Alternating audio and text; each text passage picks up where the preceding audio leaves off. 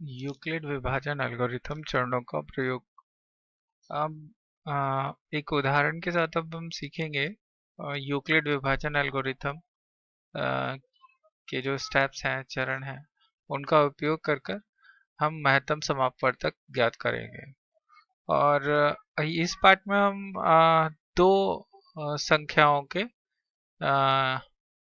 महत्तम समापवर्तक ज्ञात करेंगे एल्गोरिथम विधि द्वारा। यहाँ पर हमारा सवाल है 196 और 38220 के लिए। तो इसको देखेंगे हम 196 और 38,220। तो पहले चरण में हम देखेंगे कि यूक्लिड विभाजन प्रमेय का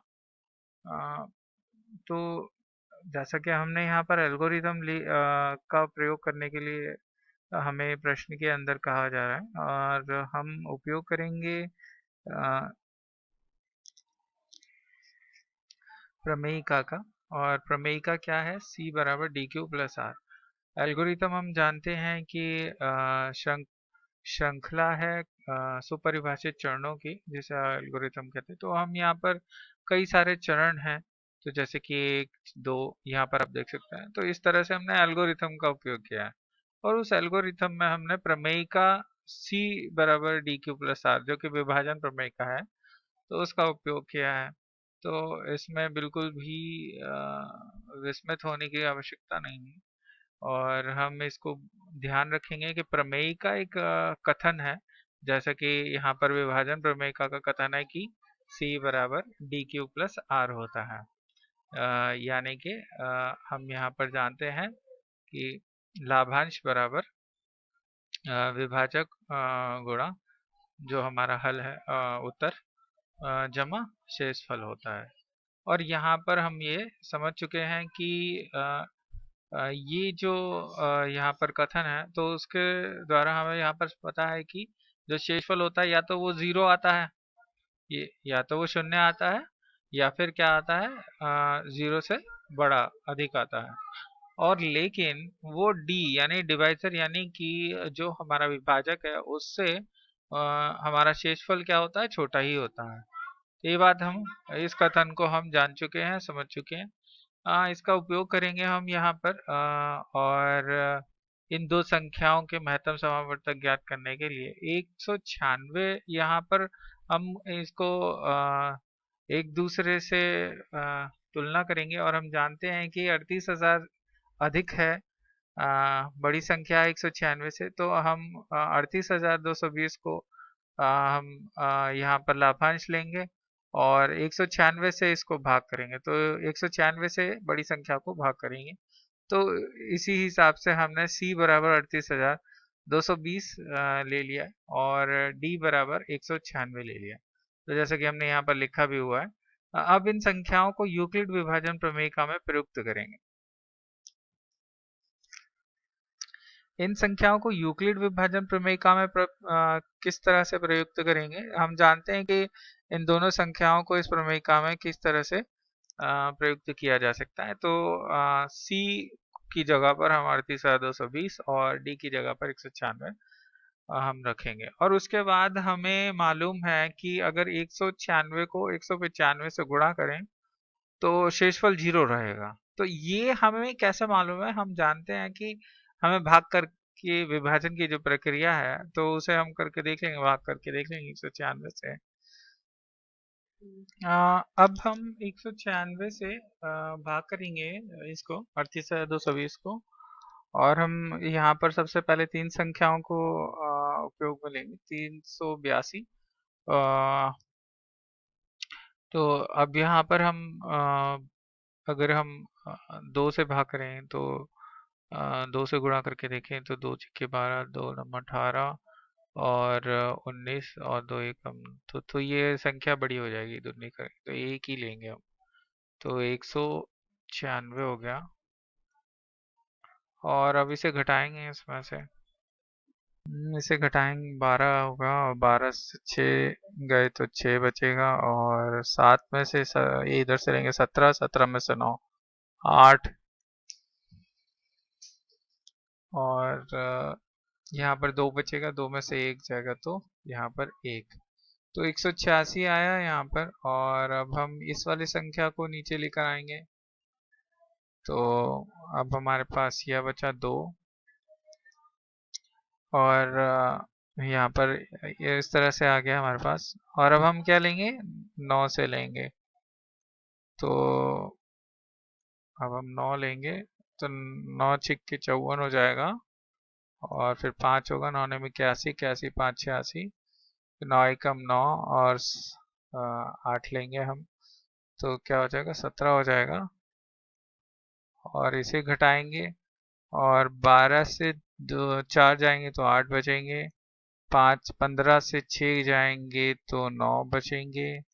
और 7 में से 7 गया तो 0।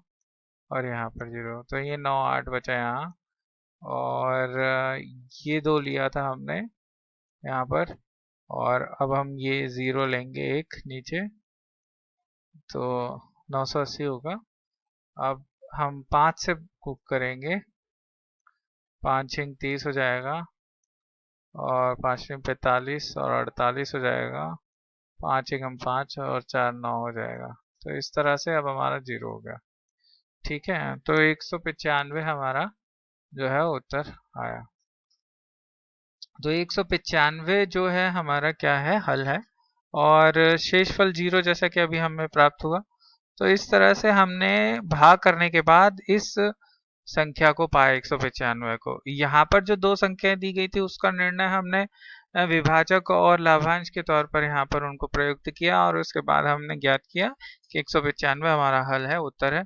और हमें शेषफल 0 प्राप्त होता है। इस तरह से हमने इस प्रमेयिका के अंदर उन सभी जो हमारी वैल्यूज हैं, जो हमारे संख्याएं हैं जो हमें प्राप्त हुई हैं, उनको सभी को हमने अंकों को यहाँ पर इनकी जगहों पर रख देना है। तो उसको रखने के बाद हमें इस तरह से यहाँ पर प्रमेयिका जो है वो दिखाई देगी। तो इसके बाद जब हमें मालूम है कि अगर शेषफल 0 प्राप्त होता है, तो ऐसी स्थिति में जो हमारा विभाजक है वही क्या होगा, हमारा महत्तम समापवर्तक होगा। और तो दूसरे चरण में इसीलिए हमने यहाँ पर उत्तर में लिख दिया है कि प्राप्त शेषफल 0 है, इसीलिए विभाजक 196 ही HCF है। 196 और 38,220 का। तो इस तरह से हमने पहला उदाहरण सीखा, और इसको हम बार बार देखेंगे और समझेंगे। जहाँ मैं बताता हूँ वहाँ उसके साथ साथ हम चलते जाएंगे। और यहाँ पर अब हम आगे दूसरा उदाहरण देखेंगे। ये जो उदाहरण है ये पुस्तक के ही उदाहरण हैं, और पुस्तक में प्रश्न दिए गए हैं, ये वहाँ से लिए गए हैं। और जो NCERT पुस्तक है हमारी, तो उसके उदाहरण हैं या उसकी प्रश्नावली है, वहीं से लिया गया प्रश्न है। उसी को हम, क्योंकि उसी संख्याओं को बार बार हम जब करते हैं तो हमें और ज़्यादा चीज़ें अच्छे से समझ में आ जाती हैं। तो इसी तरह से हम भी वही प्रश्नों का उल्लेख कर रहे हैं, और ताकि आपको वह सवाल अच्छे से आ जाएं और विधि समझ में आ जाए। तो यहाँ पर एल्गोरिथम जो विधि है उसमें चरण हमने 2 इस्तेमाल किए। जैसे कि हम जानते हैं एल्गोरिथम जो होता है वो अ, चरणों की श्रृंखला होती है। तो यहाँ पर चरणों की श्रृंखला, जैसे कि हमने इस महत्तम समापवर्तक को ज्ञात करने के लिए इन 2 संख्याओं के उपयोग में लिया है। तो इस तरह से अब दूसरा सवाल देखेंगे जिसमें शेषफल पहली बारी में 0 ना हो और आगे भी। तो इसी तरह से दूसरा सवाल देखेंगे। अब हमारे पास यहाँ पर दूसरा सवाल है जो 867 और 255 के बीच के महत्तम समापवर्तक को ज्ञात करने के लिए है। और इसमें भी वही कहा गया है कि यूक्लिड विभाजन एल्गोरिथम चरणों का प्रयोग करना है हमें। तो उस वही स्टेप्स हैं, वही चरण है हमारे पास। और उन्हीं चरणों में हमने प्रमेयिका को आधार बनाकर हर चरण को हमने यहाँ पर लिया है, किया है। तो अब देखेंगे यहाँ पर ये वही सेम जैसा कि पिछले उदाहरण में हमने देखा कि वही सेम लिखा गया है यहाँ पर। और उसके बाद हमने देखा कि इन दोनों संख्याओं में हमें बार बार जब भी महत्तम समापवर्तक ज्ञात करना है इस प्रक्रिया के द्वारा, एल्गोरिथम के द्वारा, तो प्रमेयिका का रूप यहाँ पर जो है वो लेंगे और उसमें सबसे पहले हम देखेंगे कौन सी बड़ी संख्या है। तो 867 बड़ी संख्या है, 255 और इन दोनों के बीच में, तो हम बड़ी संख्या को C की जगह पर रखेंगे और छोटी संख्या को हम कहाँ रखेंगे, D की जगह पर, मतलब हम उसे विभाजक मानेंगे, उससे भाग करेंगे 255 से। हमने यहाँ इस तरह से लिखा और उसके बाद हमने इसको इस प्रमेयिका के अंदर प्रयुक्त किया और हमने पाया 255 से भाग देने पर कि 255 से किसको भाग देना है, 867 को भाग देना है। तो हमने पाया कि उत्तर 3 आता है और शेषफल 102 बच जाता है। तो 102 हमने जो है वो यहाँ पर पाया शेषफल, जब एक 0 होना चाहिए था, जैसे कि हमने यहाँ पे लिखा है दूसरे चरण में कि प्राप्त शेषफल 102 है, तो 0 नहीं है, तो ये चीज लिखी गई है यहाँ पर, तो 0 के बराबर नहीं है। अगर 0 के बराबर नहीं है तब हम क्या करते हैं कि हम आगे और एक और स्टेप करते हैं, जब तक 0 शेषफल प्राप्त ना होगा तो तब तक हम और चरण में काम करते रहेंगे और प्रमेय का में प्रयुक्त करते रहेंगे, जो भी हमारे संख्या हमें प्राप्त होंगे। तो इन संख्या अब देखेंगे कि अ, अब यहाँ पर जो हमारे हमें पहले चरण में जो हमारा विभाजक था, अब वह विभाजक हमारा लाभांश बन गया और 102 जो कि हमारे यहाँ पर शेषफल था, वह अब हमारा क्या बन गया है, विभाजक बन गया। 102 हमारा अब विभाजक है और जब हम 102 से 255 को भाग करेंगे तो हमारा उत्तर होगा 2 और हमारा शेषफल 51 होगा। अभी भी हमें शेषफल 0 प्राप्त नहीं हुआ, शून्य प्राप्त नहीं हुआ, तो इसलिए अब हम और अभी और एक और चरण का उपयोग कर, तो जब 51 शेषफल यहाँ पर हमें प्राप्त हो रहा है और 0 नहीं आ रहा, शून्य नहीं आ रहा, तो हम क्या करेंगे, एक और चरण का उपयोग करेंगे और एक और बार जो संख्याएं हमें मिली हैं उनका यूक्लिड विभाजन प्रमेयिका में उनको प्रयुक्त करेंगे। यूक्लिड विभाजन प्रमेयिका हमने ऊपर दर्शाई हुई है, तो उसी में बार बार हम संख्याओं को, जो भी हमें संख्या प्राप्त होती है हर चरण, इसलिए अब नेक्स्ट स्टेप में हम देखें, दूसरे स्टेप में तो इस चरण तीसरा जब हमने किया तो उसमें हमने देखा पाया कि 102 को हमने लाभांश माना, 51 को हमने, जो हमारा शेषफल था जो चरण 2 में, तो उससे हमने भाग किया 102 को और यहाँ पर 2 हमारा हल प्राप्त हुआ और शेषफल 0 आ गया। तो इस तरह से इस स्थिति में जब शेषफल 0 आ जाए तो हमें जहाँ पर शेषफल 0 प्राप्त हो जाए जिस चरण में, तो उस चरण में पाया गया, उस चरण में जो हमारा विभाजक होगा वही हमारा विभाजक क्या होगा, हमारा तो उत्तर होगा। तो जैसा कि यहाँ पर क्या है, विभाजक 51 है और यही 51 ही हमारा क्या है, उत्तर होगा। तो जैसा कि ये हमने पिछले उत्तर का यहाँ पर टाइप कर लिया, लेकिन अब हम इसे 51 कर लेंगे।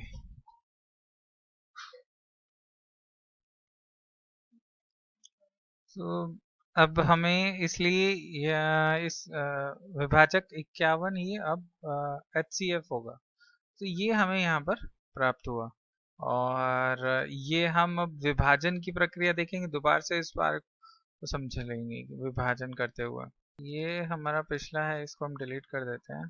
फिर हम 255 से भाग करेंगे 867 को, जैसे कि हम मालूम है यहाँ पर हमने 255 से भाग करना है, वह छोटी संख्या है, तो हम 867 को भाग करेंगे 255 से। तो जैसे कि देखेंगे हम तो थ्रीजा यानी तिया लेंगे हम और 3 पंजे 15 और 3 पंजे 15 हो गया, 3 पंजे 15 दोबारा से तो 1 16, 3 दूनी 6, 1 7, तो अब इसे घटा करेंगे तो 2 आएगा और 0 है और यहाँ पर 1 बचेगा। तो यहाँ पर हमें शेषफल 102, जैसा कि हमने यहाँ पर कहा था कि 102 हमें यहाँ पर प्राप्त होता है शेषफल, तो वो हमने यहाँ पर प्रूफ लिखा है। अब दूसरी बारी, दूसरा चरण में अब हम 102 को विभाजक मानेंगे और 255 उसको हम क्या करेंगे, लाभांश। तो 255 को अब हम लाभांश में लिखेंगे, यानी कि 255 यहाँ और 102 से भाग करेंगे। तो 102 से जब हम भाग करते हैं तो हमें क्या है,